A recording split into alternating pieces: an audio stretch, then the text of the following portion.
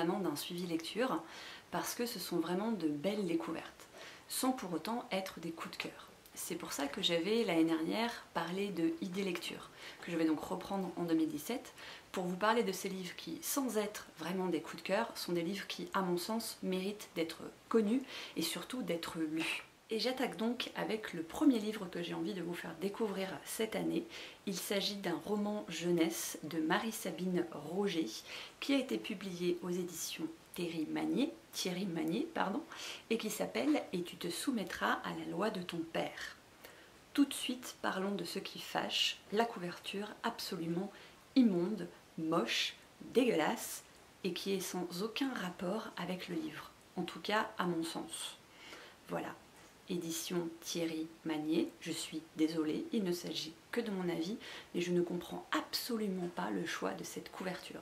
Ce sera le seul mauvais point de ce roman qui est un petit bijou en termes de texte et de mots. Quelques mots sur l'auteur, Marie-Sabine Roger, qui est donc une auteure, on peut dire, prolifique. Elle a écrit énormément, aussi bien des albums jeunesse que des romans, que des nouvelles, que ce soit jeunesse ou que ce soit adulte. Elle a une 60aine d'années et certains de ses romans ont même été adaptés au cinéma, comme La tête en friche avec Gérard Depardieu ou encore Bon rétablissement avec Gérard Lanvin. Dans ce livre sorti en 2008, on suit le développement de la pensée, de l'analyse et je dirais même la construction du sens critique d'une petite fille soumise face à un père puissant.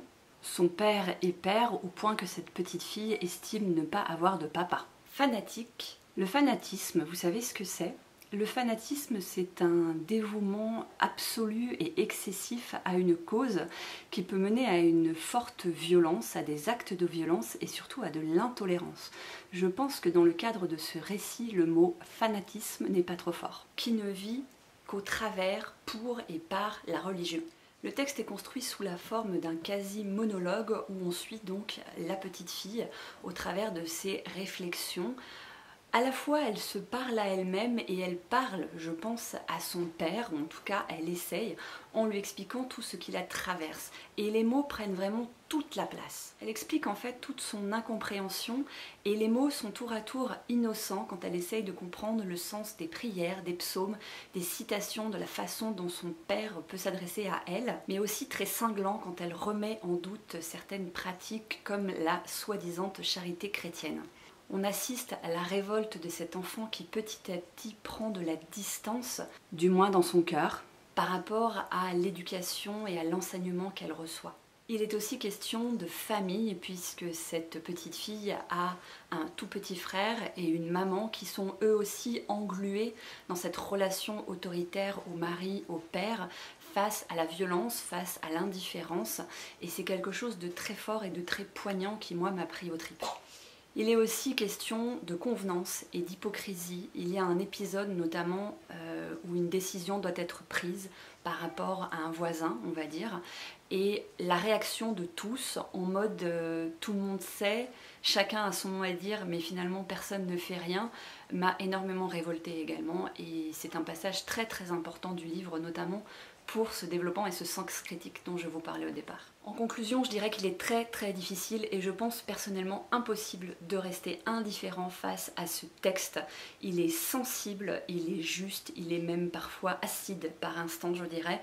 Moi j'ai été bouleversée par ce texte, il m'a vraiment pris aux tripes comme je vous le disais et sincèrement je ne peux que vous le conseiller. En plus c'est un livre qui est très court, il doit faire une centaine de pages à tout casser.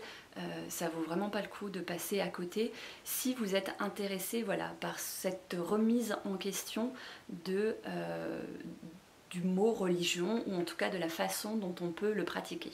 De la façon dont on peut la pratiquer, c'est mieux et c'est plus français.